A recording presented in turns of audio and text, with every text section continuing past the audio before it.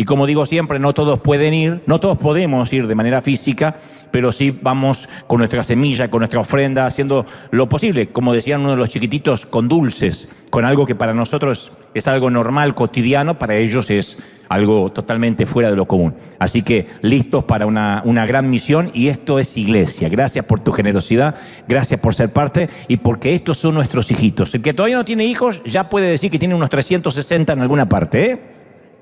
Eso es maravilloso. ¿Estamos listos? Digan conmigo, estoy listo. ¿Estoy listo? ¿De verdad? Muy bien.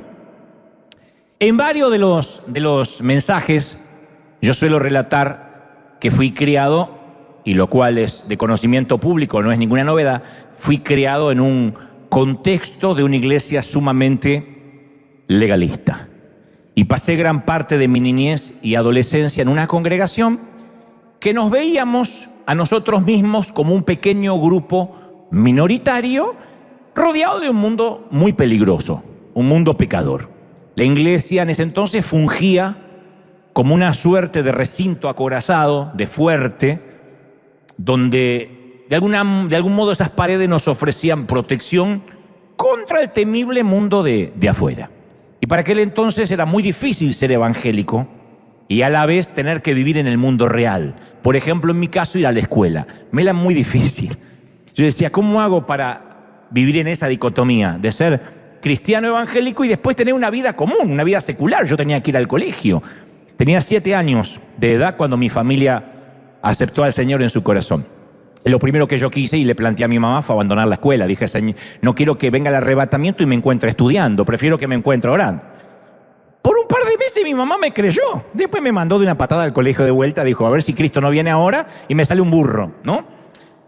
Pero yo todavía recuerdo la vergonzante humillación de decirle a mi maestra que me negaba a ir al salón de actos a ensayar la canción del Mundial de Fútbol 1978, cuando Argentina era la sede del campeonato. Una canción que decía en ese entonces, 25 millones de argentinos jugaremos el Mundial. Entonces teníamos que ir a ensayar la canción y yo sentía que le estaba fallando al Señor, porque me congregaba en una iglesia donde decían que el fútbol era de Satanás, que eran 22 endemoniados persiguiendo la cabeza al diablo. Y recuerdo a la maestra preguntándome delante de la clase, ¿pero acaso en su iglesia no son argentinos? ¿Que en su iglesia no aman su país? Y yo quedándome sin respuesta, porque no me daban ese tipo de respuesta. Pero también recuerdo el sentido de satisfacción que nos proporcionaba pertenecer a una minoría perseguida. Nos alentábamos diciendo que vivíamos en este mundo sin pertenecer a este mundo. Y entonces cantábamos los domingos con el pecho inflado, no puede el mundo ser mi hogar. Eso era lo más lindo que podíamos cantar. En gloria tengo mi mansión, no puede el mundo ser mi hogar. Y eso nos llenaba el pecho de decir, no vamos a quedar aquí, estamos de paso. Pero en realidad, hoy, a la distancia, me di cuenta que aquella congregación, aún con buenas intenciones, era un ambiente controlado, un invernadero artificial, un gueto, una subcultura. Con el tiempo esa subcultura creció en todo mi país y comenzamos a producir nuestra propia música, nuestros conciertos, nuestras radios evangélicas, adquirimos un propio lenguaje y hasta una propia moda, una manera de vestir. Nadie lo decía, pero se daba por sentado que la iglesia era para gente como uno, para personas evangélicas, para nosotros. Entonces el mensaje implícito, que no estaba escrito en ninguna parte, pero estaba implícito, era, una vez que comiences a comportarte como nosotros, entonces vas a ser bienvenido y podrías unirte a nuestra congregación. Obviamente no se trataba de una iglesia con un alto nivel de santidad. Más bien era una elevada dosis de hipocresía.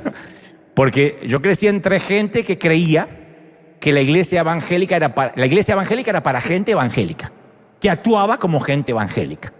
Y el problema era, como dije una vez, que nosotros decidíamos qué significaba actuar como un cristiano evangélico. Por ejemplo, había una lista en nuestra congregación de pecados no tolerados si es que querías ser parte de la iglesia y participar de la comunión. Había pecados que no se toleraban, no se mencionaban. Lo curioso es que esas listas nunca coincidían con ninguna de las listas de pecados que aparecían en el Nuevo Testamento que Jesús mencionó. Por ejemplo, el divorcio era el peor pecado. No importa que el caballero le pegara a la dama, y ella viviera en violencia doméstica, el divorcio no era una opción o se tenía que ir de la iglesia. Ser madre soltera, ni hablar, era lo peor. A menos que te haya embarazado el Espíritu Santo, no podías mencionarlo. Más bien cualquier cosa relacionada con el sexo era hasta repugnante de mencionar o de confesar. Todo lo que tenía que ver con lo sexual no se podía mencionar jamás. Pero nunca se incluyó en esa lista la codicia, a los celos, a la calumnia, al chismerío. ¡Caramba, que había chismerío en esa iglesia! A la murmuración. ¡Oh, nunca! Porque obviamente no se escandalizaban más los pecados de la carne que los pecados del espíritu, ¿no es cierto? Como los fariseos de los tiempos de Jesús. Y quienes nos congregábamos no nos sentíamos en libertad para hablar de nuestras debilidades, de nuestras luchas, de nuestros temores. Yo no tengo el recuerdo de niño ni de adolescente de que si me metía en problemas podía correr con el pastor o con los ancianos o con la gente de la congregación. Lo que hacíamos en ese entonces era taparlo todo, para que no nos echen del club. Taparlo todo, lo cual obviamente empeoraba la situación. Mi mamá decía, lo que se tapa no se cura bien, deje la herida al descubierto que le dé el sol, porque estás siempre tapado, nunca va a cicatrizar. Y esto también vale para la vida espiritual, lo que se tapa no está bien curado nunca. Entonces tapar los problemas hace que mantengamos las apariencias, pero solo sirve para alimentar ese pecado que estamos tapando. Pero la transparencia, la sinceridad, son muy mal vistas en una iglesia creada para gente evangélica. Si quieres pertenecer a ese tipo de iglesia, no puedes ser transparente ni puedes contar que tienes un problema. Luego fui creciendo, afortunadamente, que no es lo mismo que fui envejeciendo. Fui creciendo y comencé a rechazar el ambiente legalista de mi infancia. Me di cuenta, yo supongo que vino con la madurez, que se hablaba mucho de gracia, pero se vivía en un legalismo solapado. Se hablaba de amor, pero siempre se mostraban trazas de odio al que pensaba diferente. Y cuando finalmente pude emerger de ese fundamentalismo evangélico, me tardó unos cuantos años más quitarme el duro caparazón de la hipocresía. Porque cuando tu sistema de creencias es sé hipócrita, finge, sonríe aunque no tengas ganas, no cuentes que tienes un problema, después se te hace una costra, un callo, un caparazón que cuesta quitar. Afortunadamente de a poco me lo voy quitando. Pero fundamentalmente entendí que era parte de un proyecto de clonamiento religioso, y ese sí que es un caparazón que hasta el día de hoy me cuesta quitarme de encima, porque es un caparazón más subjetivo que el anterior. Yo puedo entender, ok, no voy a ser hipócrita, voy a ser sincero con Dios, con mis hermanos, pero después el otro caparazón, el caparazón que tiene que ver con ese clonamiento, el caparazón de juntarme con gente que piense como yo, todavía no se me va. Es el caparazón de la hipocresía, porque fui criado en ese ambiente. A veces no me doy cuenta que sutilmente busco relacionarme con personas iguales o parecidas a mí. No me doy cuenta. Yo no sé si les pasa a ustedes, pero estoy hablando de mí para que ninguno se sienta tocado. Me di cuenta que la mayoría de la gente a la que frecuento se me asemejan en educación, en convicciones. Me doy cuenta que las personas con las que frecuento les gusta también el café, les gustan los goles de Messi, la misma música. Nos recomendamos más o menos las mismas películas y series de Netflix y no nos defraudamos. El barrio donde vivo está repleto de orientales, pero yo no me mezclo con ellos, apenas nos saludamos de lejos. Y no sé si me saludan o me están insultando porque es un idioma raro. Hace poco me invitaron en Miami a almorzar en un restaurante de comida hindú y me di cuenta con horror que si a mí me sacan del churrasco argentino, soy un ignorante en temas de materia culinaria. Y quien me invitó, que es mi querido manager que está manejando toda la gira, me dice, vas a probar una deliciosa comida hindú y la vas a comer con mucho beneplácito, porque es un hombre que habla así. La vas a comer con mucho beneplácito y no va a ser una comida perenne que se va a mantener a través del tiempo. Sí, fue bastante perenne porque entró y no salía, fue...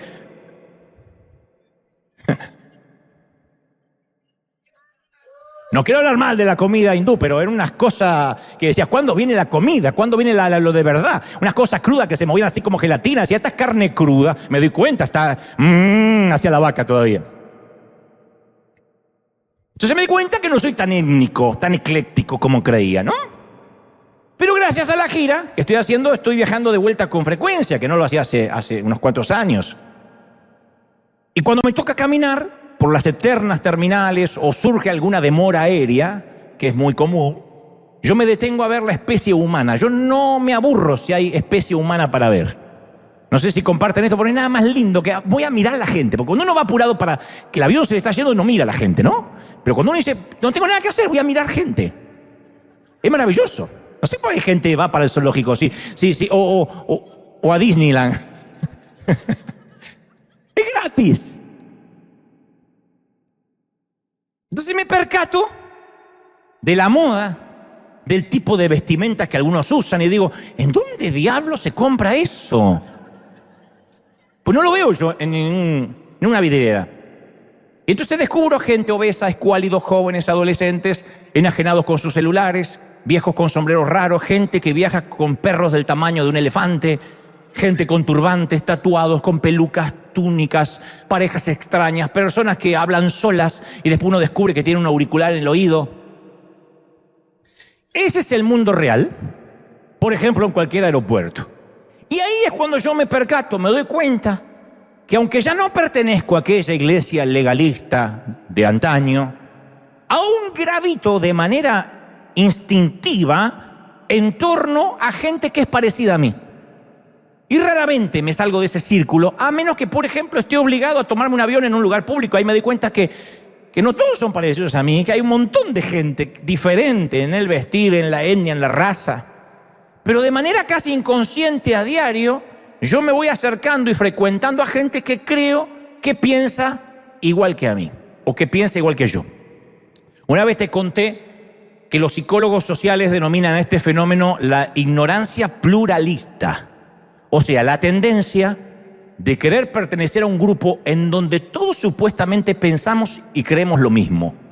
Aunque en realidad, capaz que en privado pensamos diferente, pero no nos animamos a decirlo públicamente, porque va en contra de lo que opina la mayoría, de manera que no queremos ir a contramano de ese grupo que nos rodea. En otras palabras, quizá en privado estamos luchando con una debilidad. Estamos luchando con un pecado no confesado, pero venimos a la iglesia y simulamos que todo está bien para no desentonar con el resto. Eso es ignorancia pluralista. Yo sé que necesito ayuda, que nada me haría mejor que confesar mi pecado para que oren por mí, pero no lo voy a hacer porque a lo mejor después me van a mirar raro en la iglesia. La ignorancia pluralista no es otra cosa que hipocresía en masa.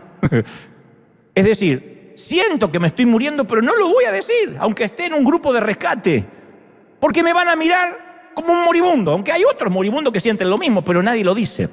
A propósito de esto, yo leí un artículo que alguna vez escribió un fallecido periodista español llamado Jesús Quintero. Se lo conocía por un gran programa internacional que se llamaba El Loco de la Colina.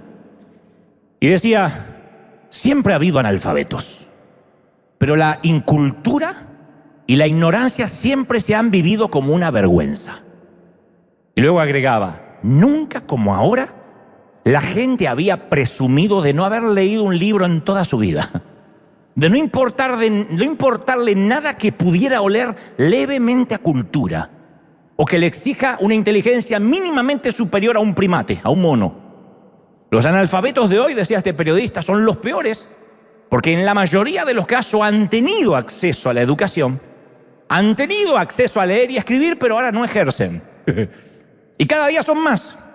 Y la tecnología compite por ofrecerles programas o entretenimiento pensados para gente que no lee y que no tiene un céntimo de cultura. Todo está pensado en esa inmensa nueva mayoría. Todo es superficial, frívolo, elemental, primario, tonto, para que la gente que no lee pueda entenderlo y digerirlo. Y cuando él escribía esto, Quintero, yo dije, ese es un claro ejemplo de la ignorancia pluralista. Que nuestros hijos lleguen a pensar, bueno, mamá, pero yo no soy el único que no leo. Mis amigos tampoco leen. Somos muchos que no leímos. Somos millones que no leemos. Lo que decíamos en el colegio cuando mamá nos decía, te pusieron un 1. ¿Se acuerdan cuando las calificaciones eran del 1 al 10? ¡Un 1! Yo decía, no, a mí solo no es. A todos. ¿Qué decía mamá? Todos no son mis hijos. Me importa un cuerno que se sacaron los demás. Usted es mi hijo. Y lo único que tiene que hacer es traer buenas notas. Pero nosotros pensábamos que mal de muchos, consuelo de tontos. Esa es la ignorancia pluralista.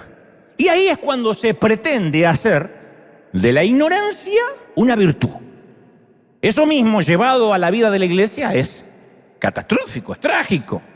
Decir, bueno, yo no hablo con gente mundana, ni me mezclo con las tinieblas, pero no soy el único que lo hace. Todos en mi congregación piensan igual que yo, incluyendo mi pastor, que me dice que no me junte con los mundanos. Entonces la ignorancia pluralista nos va haciendo cada vez más sectarios. Nos vamos apartando del mundo real. Hay un neurólogo argentino llamado Facundo Manes, quien además es creador del Instituto de Neurología Cognitiva, y él afirma que podemos ser ignorantes aunque tengamos un doctorado. La ignorancia ya no es patrimonio del analfabeto que no pudo nunca acceder a la escuela primaria. Aunque tengamos diplomas en la pared, podemos ser ignorantes. Porque en algún momento, dice este neurólogo, nos dedicamos a leer y a nutrirnos de aquello que nos gusta, nada más, nuestra disciplina.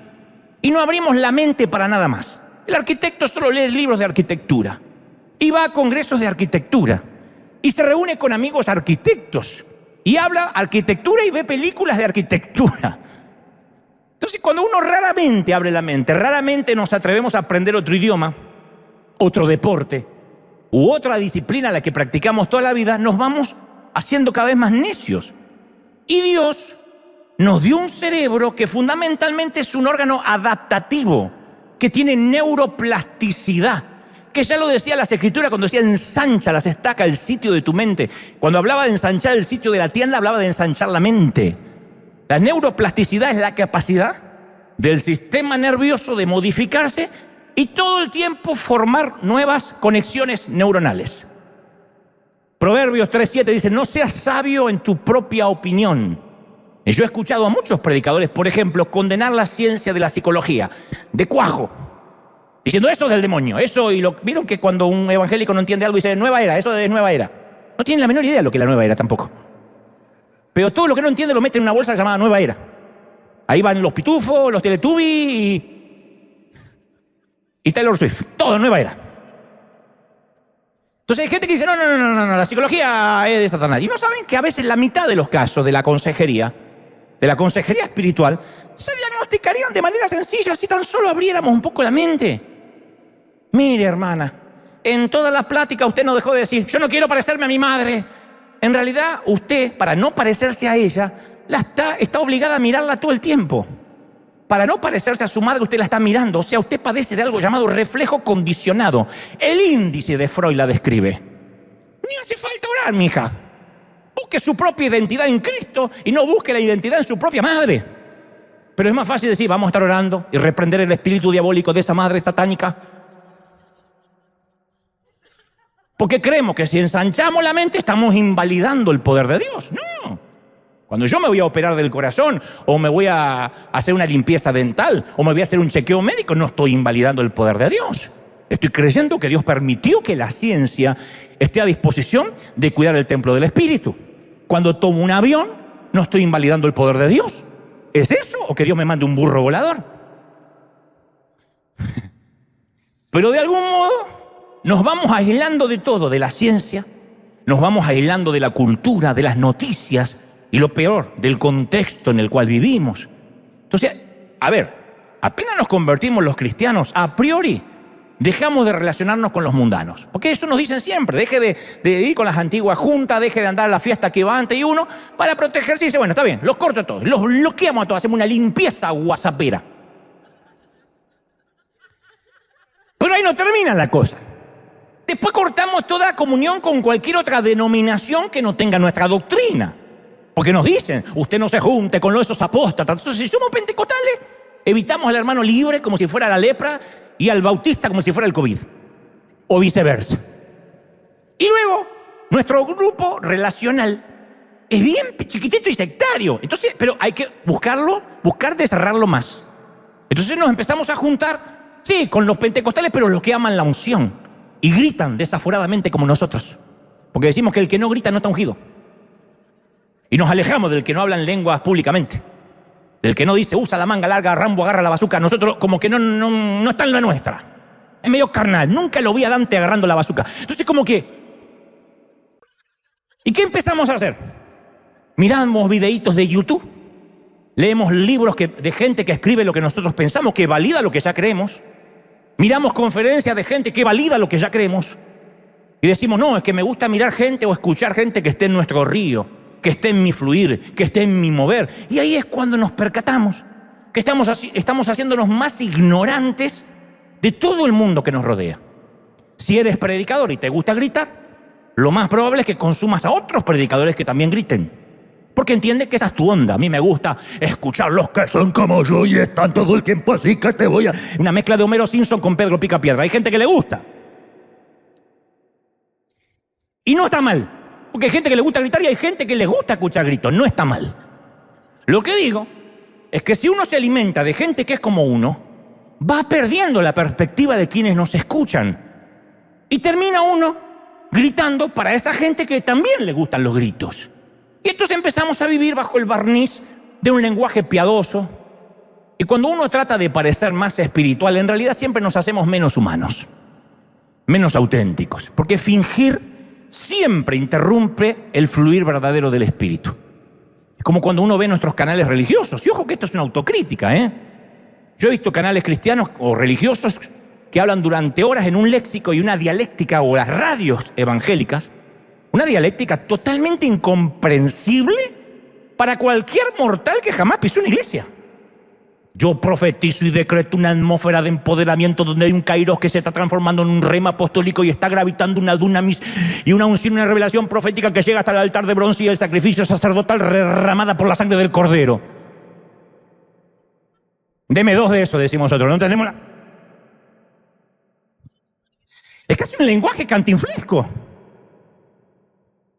Y supuestamente estamos predicándole al perdido, que termina más perdido después de escuchar.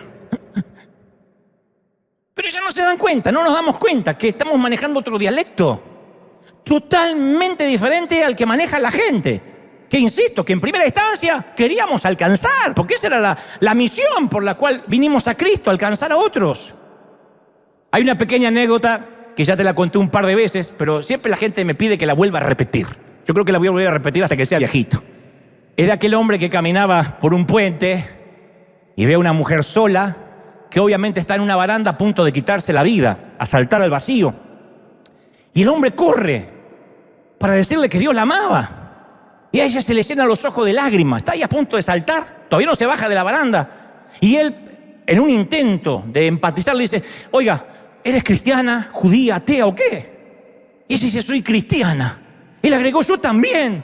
Pero qué mundo más pequeño. Evangélica o católica apostólica romana. Y ella dice, no, evangélica. Yo también, dice el caballero. ¿De qué denominación? Pentecostal, dice la muchacha. Yo también. No me diga pentecostal del norte o pentecostal del sur. No, pentecostal del norte. Él dijo, yo también. Pentecostal del norte conservador o pentecostal del norte liberal. No, pentecostal del norte conservador. Esto es asombroso, dice el caballero, yo también. ¿Pentecostal del norte conservador fundamentalista o pentecostal del norte conservador reformado? No, dice la muchacha, pentecostal del norte conservador fundamentalista. Asombroso, dice el caballero. ¿Pentecostal del norte conservador fundamentalista de la región de las Asambleas de Dios de Oberá Misiones? ¿O pentecostal del norte conservador fundamentalista de las Asambleas Cristianas de los Italianos? Y ella dice, no, pentecostal del norte conservador fundamentalista de la región de las Asambleas de Dios de Oberá Misiones. ¡Milagro!, dice él. Pentecostal del norte conservador fundamentalista de la región de las Asambleas de Dios de Oberá Misiones que usan la Reina Valera versión 1960.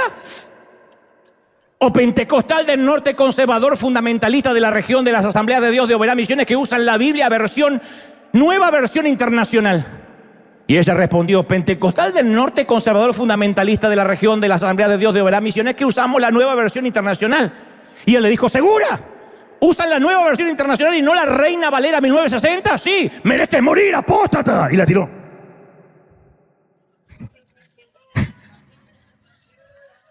No importaba todo lo que coincidían. Apenas un detalle distinto al suyo, ya no estaba en su grupo y merecía morir como apóstata.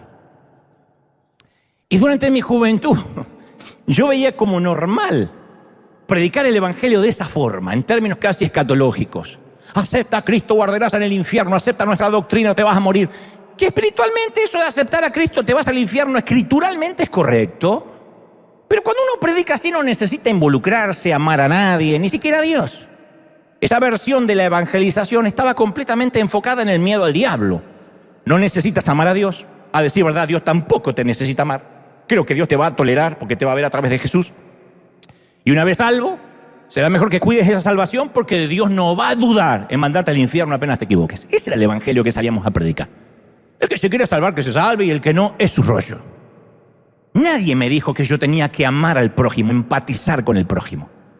Yo te conté que cuando era más joven salía por una plaza de Buenos Aires, que los argentinos la conocen, se llama Plaza Miserere o Plaza 11, donde había un caballero que gritaba con furia, con un megáfono a la gente, le decía: mundanos, impíos, como en los días de Noé, todos van a morir. Y gritaba desencajado, con los ojos fuera de órbita, como poseído. Además de que hablaba en lenguas, muchas lenguas. Y recuerdo que en ese momento yo no sentí ningún deseo de ser pastor, predicador o tener algo que ver con ese.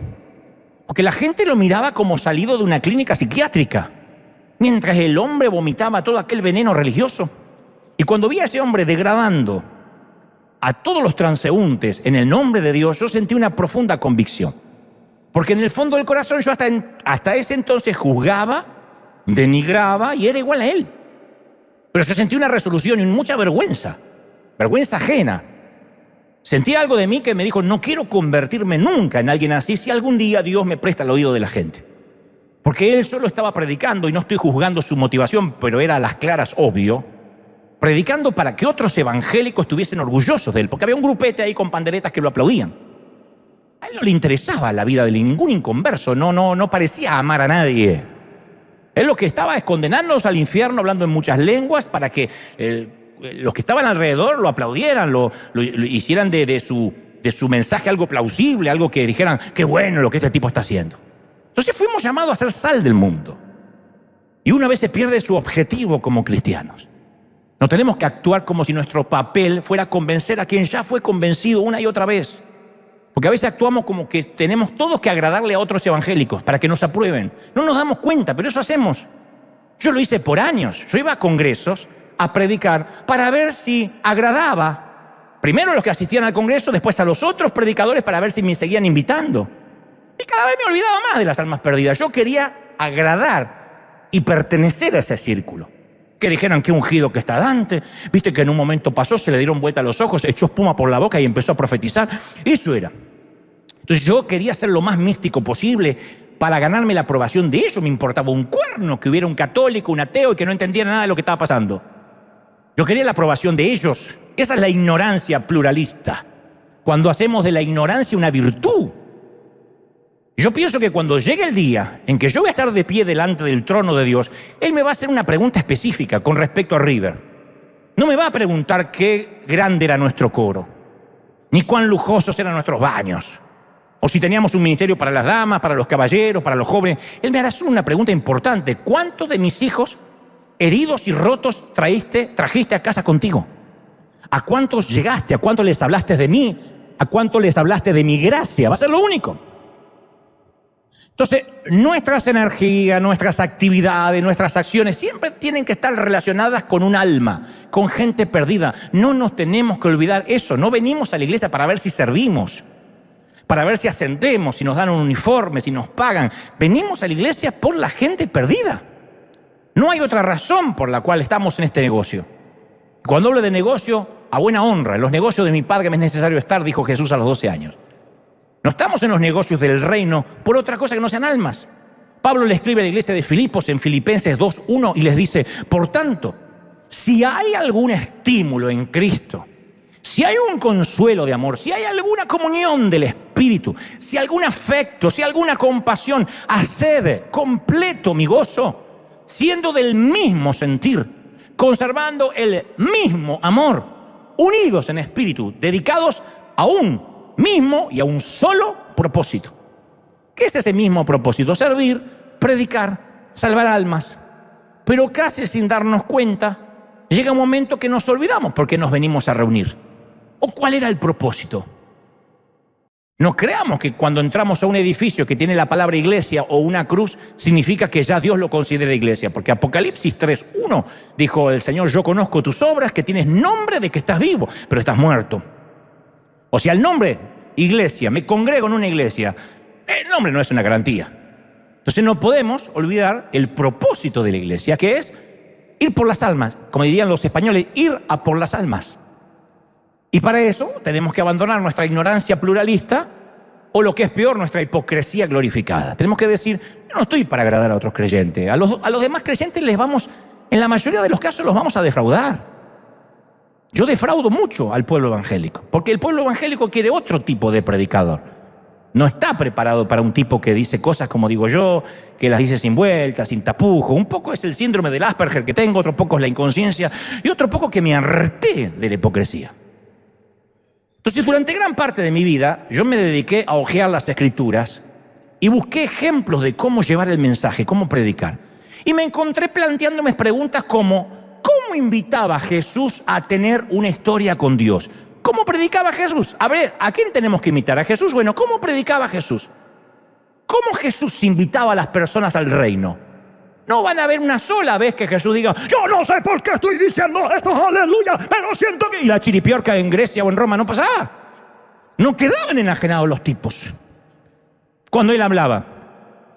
¿Cómo hicieron para predicar los primeros seguidores de Jesús? Porque ese es el ejemplo. Entonces, a veces en el afán de no contaminarnos o de no juntarnos con gente diferente a nosotros, pasamos por alto el tiempo, la conversación, el amor, la creación de confianza que necesita un inconverso, y ya vamos directamente a que necesita un salvador. Rápido, le queremos recetar la terapia cuando todavía no diagnosticamos lo que le pasa. Sí, dejamos caer algo de verdad y decimos: yo ya cumplí, le prediqué de Cristo. Como diciendo: yo ya puse la semilla. Famosa frase de los que nunca quisieron amar: yo ya le dejé la semilla. Algún día, cuando se enferme de cáncer, o se le muera un hijo, o la suegra se le instala en la casa, le pase algo grave de eso, se va a acordar de la semilla que una vez le puse. Pero el Señor no dijo: vayan por el mundo, tiren la semilla y dejen la bomba evangélica hasta que explote.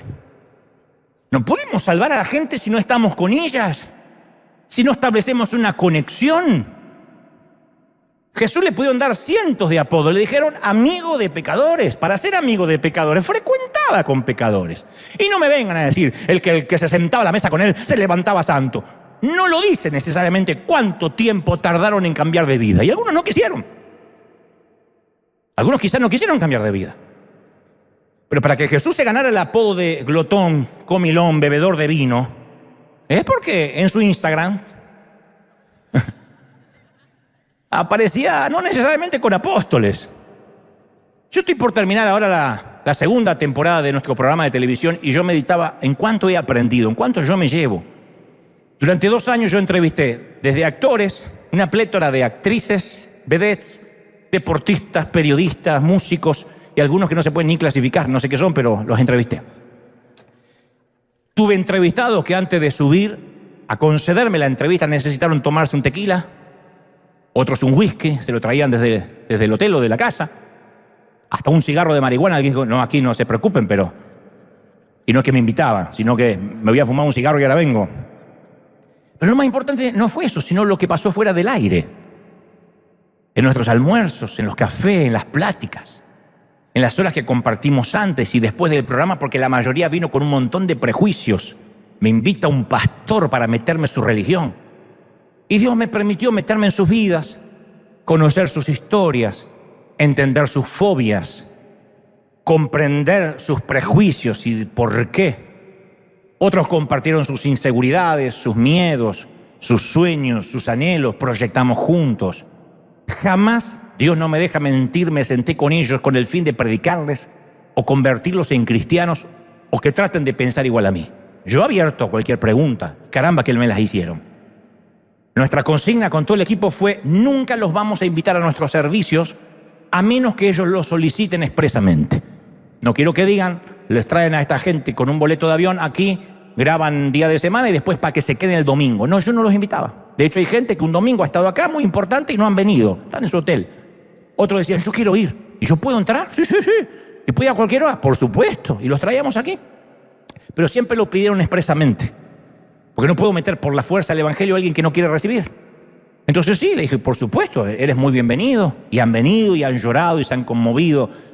Yo me dediqué, la orden de Dios fue, dedícate a amarlos, a respetarlos, y a darles un artículo de lujo que el mundo no da, hónralos. Entonces los honramos con pequeños detalles, desde un café, la atención, un chofer, traerlos, respetarlos al aire. Y todos, sin excepciones, abrieron sus corazones y establecimos un vínculo que perdura con la mayoría hasta hoy. Y muchos, insisto, pidieron asistir a nuestros servicios, otros fueron a algunas conferencias de la gira, ven nuestros mensajes periódicamente por YouTube, lo están mirando ahora. Y me di cuenta que no hay nada como el poder del amor para evangelizar. Ese es el poder evangelizador de amar. De amar. Yo le digo a cualquiera de esta gente, te vas a ir al infierno con esa vida licenciosa y lujuriosa. Y se cerró para siempre. No me escuchó más. Levantó todas las barreras de prejuiciales, cerró su corazón y su mente. Como pasa con un hijo. A un hijo si a uno le grita y no le dice... no le quiere enseñar, no quiere hacer realmente docencia, solo le grita, ese hijo no va a recibir ninguna instrucción de parte del padre. Entonces no podemos salvar a una persona que se está ahogando a menos que saltemos al agua con él o con ella, que esto no es compartir el pecado, esto es no juzgar, amar. ¿De qué le sirve a alguien que está dando manotazos en el agua que desde la playa le expliquemos la teología del ahogado? Y no podemos hablar de la vida de la gente sin antes saber quiénes son. ¿Cuál es su historia? Como dijo alguna vez Winston Churchill, un enemigo es aquel que todavía nunca te pusiste a conocer su historia. Cuando alguien conoce la historia de la gente, dice, con razón tiene esa cara de haber sido bautizado en limón. Con razón adora con el ceño fruncido, con esa cara de estreñimiento de vientre. Mirá todo lo que pasó. Mirá la vida que tuvo, mirá lo que tiene que bogar en la semana. Acá hay gente que yo ni me imagino con lo que tienen que bogar en la semana. Con lo que están luchando, con lo que están atravesando. Sería totalmente torpe, imbécil de mi parte decirle, hermano, sonría, alabe al Señor, ¿dónde está la fe? Sonría que Jesús le ama, dígale que está a su lado, sonríe, saca esa cara de Satanás. No, esa gente está... Caramba, que esa gente viene rota, viene de un hospital, viene de una sala de cuidados intensivos, algunos de atravesar la grama recién cortada de un panteón. Y yo no puedo acá querer que todos piensen como igual, o porque yo estoy nervioso necesito que aplaudan mucho y porque así yo no tengo baja estima de que soy mal predicador. No, yo tengo que entender que la gente tiene sus vidas, sus historias tristes para contar. Y ahí cuando uno empieza a amar a la gente, cuando uno empieza a amar al vecino, aunque tengas que hablar de fútbol durante meses, sin que tengas que tocar el tema de la iglesia, no estás siendo infiel a Dios, estás siendo más fiel de lo que crees. Porque lo estás amando, interesante por sus cosas. No podemos hacer que tenga un cáncer para que se interese por el Dios que sana. Eso sería no amar. Uno no hace eso con un hijo. Ya mi hijo va a tener un accidente en la ruta y cuando quede paralítico, entonces me va a venir a ver al Día de la Madre. ¿Qué madre diría eso? Entonces, ¿por qué lo decimos de los inconversos? Porque estamos esperando que les vaya mal para que corran a Cristo. Eso es no amarlos primero. Y el Señor murió por nosotros porque primero nos amó. No es que nos amó después que murió. Primero nos amó y por eso vino a morir por nosotros. Y nos amó como estábamos. A mí me cuesta horrores leer a veces en las redes, ¿por qué te reúnes con ese mundano? ¿Qué comunión tiene con las tinieblas? Lo que es peor, Dante, dime con quién andas y te diré quién eres. Como si tuvieran la Biblia. Pero como tienen menos cultura que un primate, creen que eso lo dijo Salomón. Entonces construimos muros para mantener a la gente afuera y buscamos razones para separarnos de esa gente. O sea, que sí queremos predicarle a la gente, pero sin caminar al lado de esa persona mientras que se está sanando, para no comprometer nuestra santidad. O lo que es peor, cuidamos el testimonio. A mí me harta eso, estoy cuidando el testimonio. El testimonio, si es de verdad, se cuida solo. Porque esa a veces es la manera religiosa de disfrazar que en realidad estamos cuidando el qué dirán otros evangélicos. No, pongo esta foto por el testimonio. No lo estás poniendo por el testimonio, es por el que dirán. Es para que las viejas chumas no hablen. No es por el testimonio. Es cuidar el que dirán. Y el Señor nunca nos dijo, cuiden el que dirán. Nunca nos dijo, fíjense que no hablen mal de ustedes. Bienaventurado cuando hablen mal de ustedes mintiendo. Alégrense. Van por buen camino. Si no chocas de frente con el diablo, de tanto en tanto, porque vas en su misma dirección. Pues no podemos decir que amamos a la gente y después intentar acercarnos a ellos de noche como Nicodemo con el Señor. No se puede. Siempre que intentemos quedar bien con Jesús y con los fariseos, vamos a terminar ofendiendo a ambos. No se puede quedar bien con el pueblo evangélico y con Jesús. Y si queremos quedar bien con los dos, a los dos los vamos a ofender. ¿Cuál es la tarea? Llevar el corazón de Dios al mundo. Yo he escuchado frases: mi mesa no se va a contaminar con una botella de cerveza, porque viene el tío con su cerveza, festeja la Navidad, le dice: mi mesa es purificada. ¿De verdad te importa más la mesa que el tío? No entiendo. Eso es como cuidar el altar. Pero ¿cómo subió Cristian Castro a tu altar? Me importa más Cristian Castro que el altar.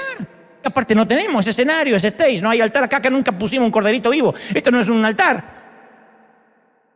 Yo no puedo entender cómo hay gente que prefiera santificar las cosas antes que la gente. Y ahí constituimos una subcultura cristiana. Y tenemos nuestra propia música, nuestra propia manera de hablar, nuestra moda, nuestros libros, nuestros congresos, nuestros conciertos. Y nos olvidamos en el proceso. Ojo, intrínsecamente eso no está mal. Pero en el proceso nos vamos olvidando qué somos y qué hacemos. Cierta vez el querido Luis Palau describió la naturaleza de la iglesia con una metáfora un tanto vulgar, pero a la vez brillante. Él dijo que la iglesia es como el estiércol. Si se apila todo junto, apesta el vecindario. Si se lo desparrama, enriquece la tierra. Ahora es cuando yo diría: dile a tu hermano no seas estiércol, pero no lo voy a hacer, porque me estaría desdiciendo. Pero tengo una gana. Entonces, en sus inicios, la iglesia era un movimiento vivo. Y la dirigían hombres y mujeres que no eran alimentados por lo que creían, por lo que se les enseñaba el domingo. Eran alimentados por lo que habían visto. Así empezó la iglesia. No fueron las enseñanzas de Jesús los que enviaron a sus seguidores a las calles y a las esquinas del mundo antiguo. Fue la resurrección. Eran testigos oculares. Eso formaron el núcleo de la iglesia. Te voy a contar lo que vi. Fuimos y la tumba estaba vacía. No seguían una doctrina, seguían una experiencia. Eran los testigos de un acontecimiento. Y el problema nuestro como iglesia es que cuando la iglesia se legaliza, se organiza. Insoportablemente organizada. Y lo que empezó como testigo de algo milagroso, de algo que el mundo sí o sí tenía que creer, lo que comenzó como una experiencia o como una familia, después se volvió una institución. ¿Por qué vamos a la iglesia? Y no, ahí hay buena música. No, y ahí se predica lindo. Y tengo muchos amigos. Pero no veníamos para salvar gente. Entonces ahí es cuando nos transformamos en una institución. ¿Qué es una institución? Se basa en el rango. Un soldado en el ejército pertenece a una institución. Sabe cuál es su lugar porque su uniforme, sus galones, indican el rango. Pero el Señor nunca dijo necesariamente que éramos parecidos a un ejército por el rango, sino que Él, o a través del apóstol Pablo, dice, entre otras cosas, somos una familia, un cuerpo. ¿Cómo se logra estatus dentro de una familia? Un niño nace y obtiene todos los beneficios de la familia solo en virtud de nacer. No hace falta que haga nada el bebé. Un niño tiene bajos logros, tiene alguna discapacidad y no lo arrojan fuera de la familia. De hecho, a veces un niño enfermo, un niño que tiene más necesidades, que no produce nada, a veces recibe más atención que sus hermanos. De modo semejante, la familia de Dios nos dice: ya no hay judío, no hay griego, no hay esclavo, no hay libre, no hay hombre ni mujer, dijo Pablo. Todas esas distinciones artificiales se derriten bajo la gracia de Dios. Y a medida que Dios va aceptando hijos, se hacen los hijos acreedores de los mismos derechos claramente inmerecidos que disfruta el primogénito, que es el Señor Jesucristo. Entonces, en su disertación, Pablo, cuando hablaba de los dones espirituales, advierte contra el hecho de cuidado de darle más valor a aquel que al otro. Y en 1 Corintios 12:21 dice: el ojo no puede decirle a la mano, no te necesito. No puede decirle a la cabeza, a los pies, yo no los necesito. Al contrario, dice el apóstol, a veces los miembros que parecen más débiles son indispensables. Y a los que parecen menos honrosos los tratamos con una honra especial. ¿Saben de qué estoy hablando y de qué habló Pablo, no? Los miembros menos honrosos, los que menos los tenemos a la vista, es los que más cuidamos. Y se les trata, dice Pablo, con especial modestia a los miembros que nos parecen poco presentables, mientras que los más presentables no requieren trato tan especial. Así Dios, dice el apóstol, ha dispuesto a los miembros de nuestro cuerpo, dando mayor honra a los que menos tenían, a fin de que no haya división en el cuerpo, sino que sus miembros se preocupen unos por los otros. Si uno de los miembros sufre, los demás comparten el sufrimiento. Por eso me encanta cuando algunos de ustedes ponen en las redes, si se meten con Dante, se meten con todos. Gracias. Si uno de ellos recibe honor, los demás se alegran con él. Entonces, en esta metáfora de Pablo, delinea lo que es la iglesia, la compara con el cuerpo humano. Yo que digo, la mejor manera de visualizar esta metáfora es nuestra familia, nuestras familias orgánicas, nuestras familias funcionales o disfuncionales, pero estoy hablando de aquellos que comparten la mesa, tíos, primos, suegras, abuelos. En cada familia hay algunos individuos exitosos y otros que son unos desastrosos. Y en Nochebuena se sienta la abuela Vicky al lado del tío Fernando, la abuela Vicky que es chismosa, del tío Fernando que se toma hasta el agua del florero y es un despadroso. Y el tío Santiago y la prima Raquel. Y a pesar de que las personas reunidas ahí, alrededor de la mesa, algunos son inteligentes, otros son más mensos, nadie lo dice, pero lo sabemos. Algunos son feos, otros atractivos, algunos saludables, otros con alguna discapacidad. En una familia todo eso se vuelve insignificante a la hora de brindar, a la hora de estar juntos. No hay forma de dejar afuera al cuñado Mario o a la suegra, aunque quisiéramos decir, no encuentro la llave, venga otra Navidad. No podemos hacer eso.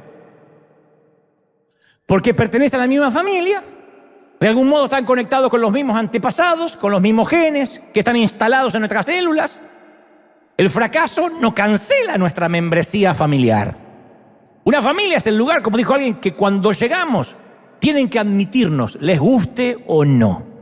Tienen que admitirnos. Va a venir mi hermano, y nuestra madre dice así, tu hermano va a venir y mejor que no le hagas caras. Porque hay madres que los juntan así, los pegan con gotitas a los hijos, pero los tienen ahí en la mesa. A veces yo pienso que Dios inventó la familia como un adiestramiento para las relaciones dentro de la iglesia y las relaciones con el inconverso. Porque la familia funciona mejor cuando no ocultan las diferencias, sino que las celebran. Cuando celebran las diferencias.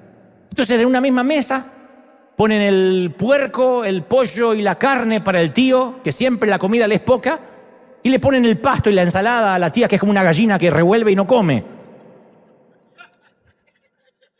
Y se celebran las diferencias. ¿Y ese pasto para quién es? Alguien invitó al canario, ¿no? Es la tía que no come. Entonces, una familia sana fortalece a los más débiles. Como señalaba la madre de John Wesley. Decía, ¿a cuál de mis hijos amo más? Sí, amo más al enfermo hasta que se pone bien y al que está lejos de casa hasta que regrese. Entonces, la familia es la única institución humana dentro de la cual no se puede elegir. Si no, caramba, que ya habríamos elegido otra cosa. Pero no se puede elegir. Te tocó. Esos eran tus padres. Esos eran tus hermanos. ¿Habrías cambiado a tu hermana? La habrías cambiado. Por un kilo de tomate, por lo que sea, la habrías cambiado. Pero llegamos a esta familia simplemente por haber nacido. Y entonces, como consecuencia, nos vemos involuntariamente arrojados al lado de una colección de personas extrañas y diferentes a nosotros. Y ahí está. La iglesia nos llama a dar un paso más. Voluntariamente, agruparnos con un grupo de extraños que solo nos une el vínculo que es Jesucristo. Aunque tengamos diferentes razas, etnias, diferentes banderas.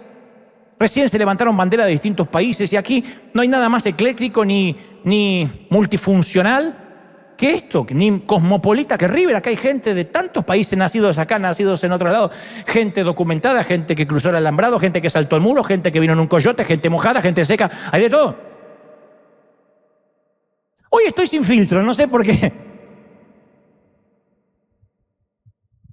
Como dijo alguien, la iglesia es el lugar donde vive la persona con la que nunca hubiésemos querido convivir. ¿Eso es la iglesia? Ay, pero ¿cómo puede convertirse esa ahí? Porque te convertiste tú también. Es así. Entonces la presencia de Dios ya no habita en un tabernáculo en el Sinaí o en un templo en Jerusalén. En lugar de eso, Dios decidió morar en la gente común y hasta en gente neurótica. Yo estoy aprendiendo que cuando alguien me dice, tienes una hermosa iglesia, yo le digo, y sí, pasa que me cuido de no comer gluten y me mantengo enérgico y joven. Lo que quiero que entienda es que la iglesia de Dios se conforma con gente. Cuando alguien te diga, qué linda tu iglesia, dice, sí, estoy adelgazando. Porque la iglesia no es un edificio situado en Anaheim. Entonces, hace muchos años yo cometí el error de buscar iglesias con gente parecidas a mí. Tenemos esa tendencia. Entonces uno elige la iglesia primero a ver si tienen el mismo nivel de educación, el mismo trasfondo bíblico, por una preferencia musical, una preferencia litúrgica, o decimos, no, voy a esa iglesia porque tiene escuela dominical, porque me atienden los chicos, voy a aquella iglesia, no soporto mucho la música, pero me gusta el predicador, no me gusta mucho el predicador, pero me gusta más la música. Y empezamos a repetir el error de la iglesia de mi infancia, que tratamos de sofocar cualquier intento de diversidad. Buscamos gente que sea como nosotros. Que a mí me sorprende mucho eso, de que vieron que hay barrios de hispanos, hay barrios de chinos, hay barrios de hindúes, hay barrios de vietnamitas, hay barrios de japoneses, porque tendemos a juntarnos con gente que es como nosotros. Y después, cuando nos va mejor en el salario, ya no queremos vivir con otros hispanos que todavía son pobres. Vamos a un barrio donde... yo he escuchado hispanos y no sabes qué barrio, gracias a Dios, ningún hispano, todos gringos. ¿No te das cuenta que acabaste de arruinar el barrio gringo?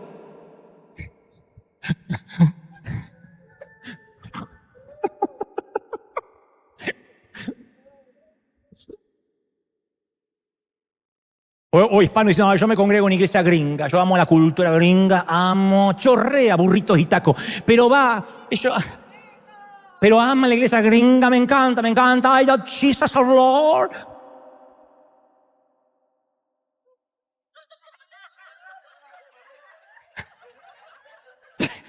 Cuando yo veo en lo que se ha transformado River aquí en el mundo, y él ha enviado universitarios, médicos, abogados, pero también yo sé que hay otros que se ganan la vida haciendo lo que pueden, a mucha honra, gente trabajadora. Y a causa de esa mezcla que pasa aquí en el mundo, yo me veo forzado siempre a mantener un evangelio en un nivel de total sencillez, que eso no es nivelar para abajo, ni ser inculto, sino que todo el mundo puede entender.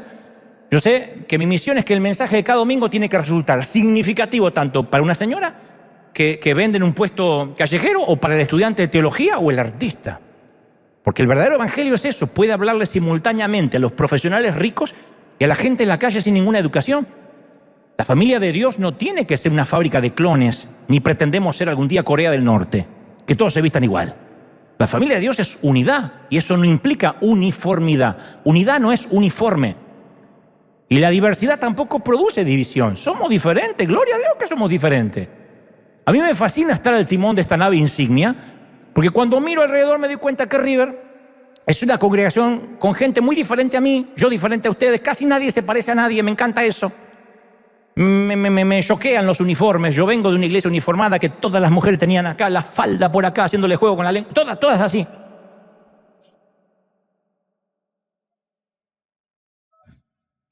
Y el cuerpo de Cristo, no sé qué escucharon, pero yo no dije. El cuerpo de Cristo, rompe las barreras, el cuerpo de Cristo rompe la nacionalidad, el género, hace posible esta comunidad que no existe en ninguna otra parte del planeta, la iglesia de Cristo. Mi identidad en Cristo es más importante que mi identidad como argentino, como residente americano, como hispano, como varón, como protestante. La iglesia es el lugar donde yo celebro esa identidad y lo hago en medio de gente que presenta diferencias de mí con respecto a gustos, a fútbol. Yo pertenezco a un equipo que ha salido campeón del mundo. Acá hay chilenos que en la vida fueron campeones, pero nos une Cristo. Nos une Cristo, de verdad, fuera de broma, nos une. Hay un amor que supera la barrera inclusive futbolística, la rivalidad política. Nos une Cristo. Si no nos une Cristo, si en lo fundamental no nos une el Señor y no tenemos amor, no habremos entendido el Evangelio. Yo leía que Alcohólicos Anónimos surge de un descubrimiento que hizo Bill Wilson en su primer encuentro con el doctor Bob Smith, que por sus propios medios Bill se había mantenido sobrio durante 6 meses hasta que realizó un viaje fuera de la ciudad para firmar un contrato que se vino abajo. Entonces, deprimido, caminando ida y vuelta por el hall de un hotel, escuchó el sonido familiar del tintineo del hielo dentro de los vasos. Y se encaminó para el bar diciendo: yo necesito un trago. Y de repente le vino un pensamiento a la mente que detuvo su trayectoria. No necesitas un trago. Lo que necesitas ahora es hablar con otro alcohólico. Entonces caminó hasta el teléfono, tiempo que no había celulares, pidió un teléfono en el hall y comenzó a hacer una secuencia de llamadas que dio con el doctor Smith, que se convertiría en el cofundador de Alcohólicos Anónimos. Y de allí la frase: un alcohólico siempre necesita otro alcohólico para salir adelante. El único que lo va a entender. No otro alcohólico para emborracharse juntos, sino para salir adelante, Eso es un compadre, no otro alcohólico. La iglesia debería ser un sitio donde podamos decir sin vergüenza: yo no necesito pecar. Lo que necesito ahora es hablar con otro pecador y juntos salir adelante. Como supo decir alguna vez Karl Bonhoeffer, que fue el líder cristiano alemán, parte de la resistencia contra el nazismo, cuyo padre era psiquiatra, él dijo: en la presencia de un psiquiatra yo suelo ser un enfermo.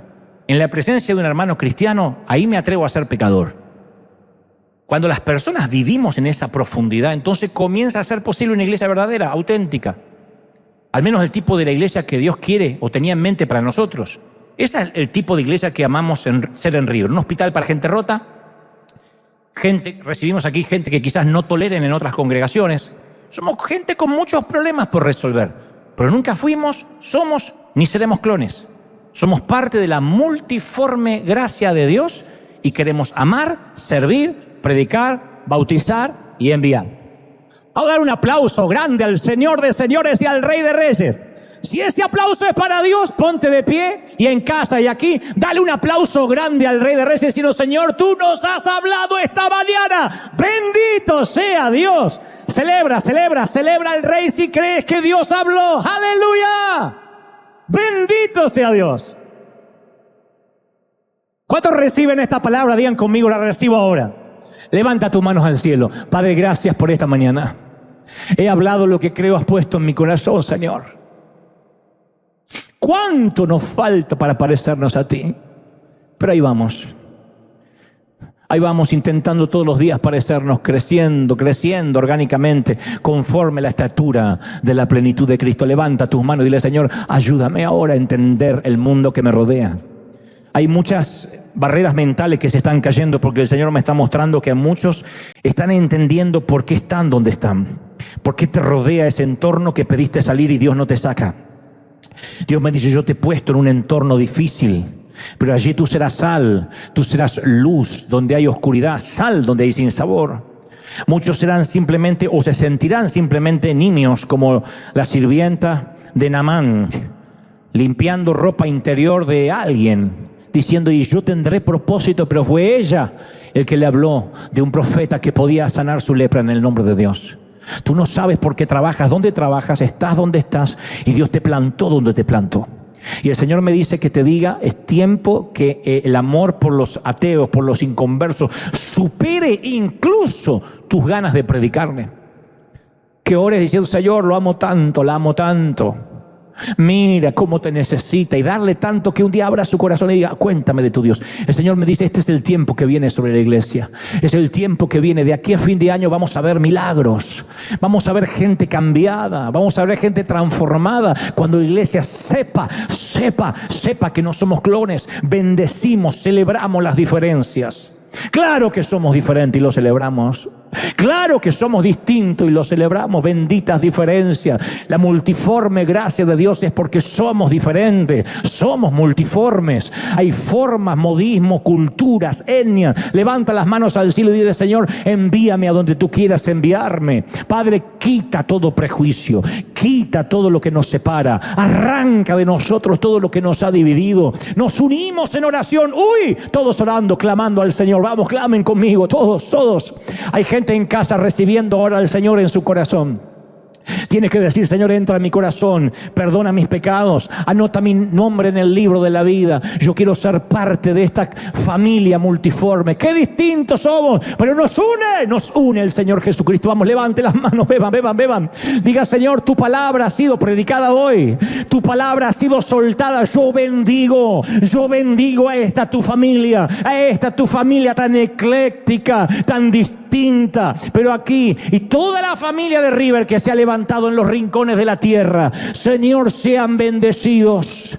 Estoy orando por guatemaltecos, venezolanos, cubanos. Estoy orando por nicaragüenses, chilenos, argentinos, paraguayos, uruguayos, bolivianos. Estoy orando por los que están perdidos en alguna parte de Europa, por cada país que no he nombrado, pero ahí están en tu corazón y en el nuestro. Bendice a El Salvador, bendice a México. Unge, Dios, cada uno que ahora está escuchando este mensaje. Unge a cada uno que recibe esta palabra. Más, Padre, presencia del Espíritu sopla. Presencia del Espíritu sopla de los cuatro vientos. Un viento de otra parte venga sobre tu congregación ahora. Ha sido soltada tu palabra. Tú lo sientes, tú lo crees. Uy, más, todos. Los que tengan el bautismo del Espíritu intercedan como convenga. Abran la boca que de algo el Señor la va a llenar. Dice el Señor, y aquí viene un tiempo nuevo. Yo voy a traer, me ha dicho el Señor, voy a traer gente de distintas partes del planeta.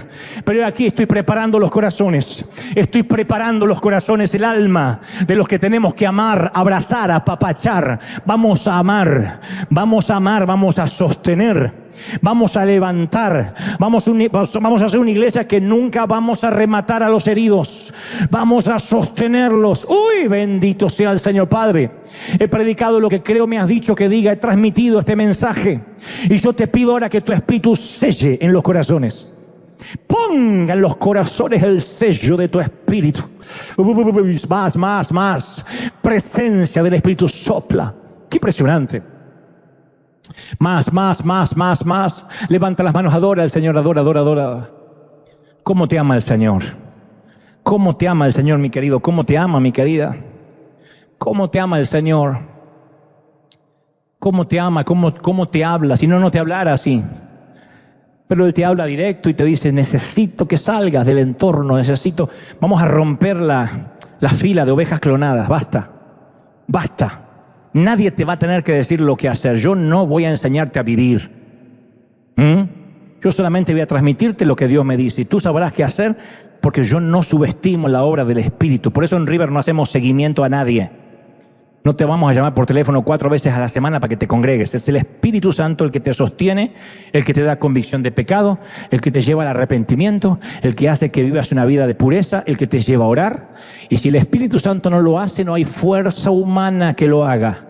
Y yo solo torpemente puedo predicar, pero el Señor ha hablado a tu corazón y el Espíritu Santo ha hablado a tu corazón. Y Él dice, yo pondré la carga y la necesidad y el evangelismo para ir a las naciones, a las misiones y a los 4 puntos cardinales llevar este evangelio. Padre, comisiono a esta gente, comisiono a estos tus hijos, los envío. He aquí los envío, los comisiono. Tú los has enviado antes, pero en términos metafóricos, Señor, empujo a estos tus hijos a por las naciones, a por el mundo, a conquistar, a llevar lo que este río ha traído y no se detiene. Lo creo, lo declaro. Bendigo a este tu ejército. En tu nombre decimos amén y amén. Gloria a Jesús.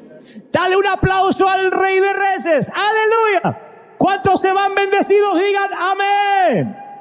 Hermano querido, Dios te bendiga. Nos vemos el domingo que viene. Chau.